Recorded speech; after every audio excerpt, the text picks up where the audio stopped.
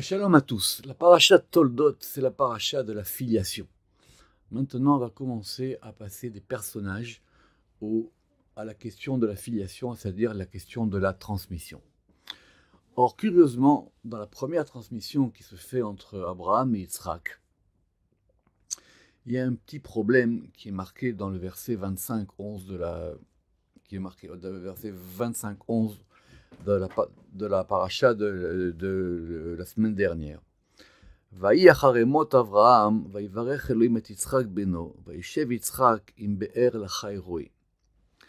Et ça a été après la mort d'Abraham que Elohim, il a béni Yitzhak, son fils, וישב יצחק, et que Yitzhak, il s'est assis, im be'er lachai roi, avec littéralement le puits, lachai pour le vivant, roi, que je vois ou qui me voit.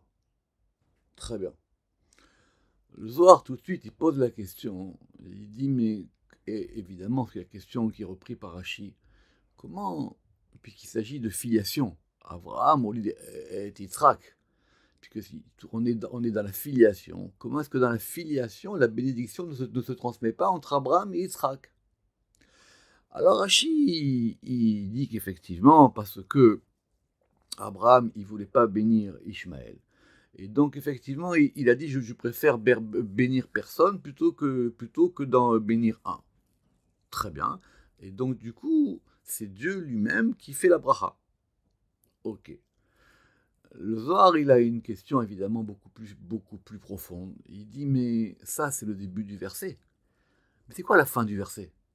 Le verset, il dit que Yitzhak, il s'est assis, imber la chayroi, avec le puits la chayroi, comme c'est traduit dans la Bible du Rabbinat, le vivant qui me voit. Pourquoi est-ce que le verset il commence comme ça et finit comme ça? Entre parenthèses, toute l'étude de la Kabbalah, c'est de comprendre et de rentrer dans les versets. Les gens ils s'imaginent que la Kabbalah, c'est d'aller dans des profondeurs mystiques. Non, c'est de rentrer à l'intérieur du texte.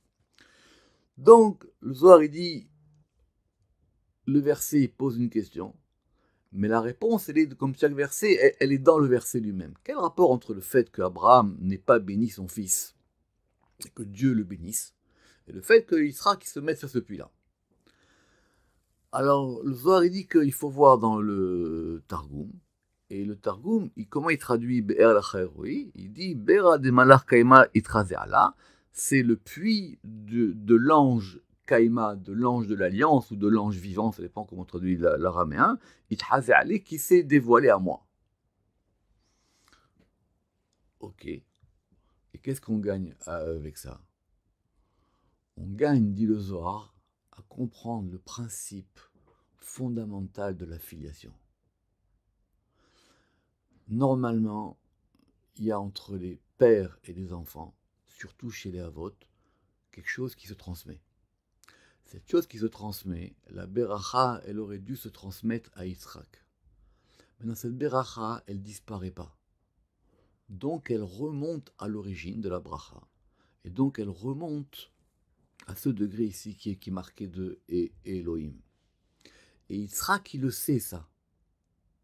Or, pour pouvoir maintenant reprendre cette Beracha qui est montée dans la racine, c'est comme dans la vie. Quand un problème ne se règle pas dans ses ramifications, il faut toujours remonter à la racine. Ce qui n'est pas réparé dans le shoresh, ça ne sera jamais réparé. Et Yitzhak, comment est-ce qu'il a accès à cette racine de la bracha? Par ce puits. Parce que le puits, c'est le secret de la bracha.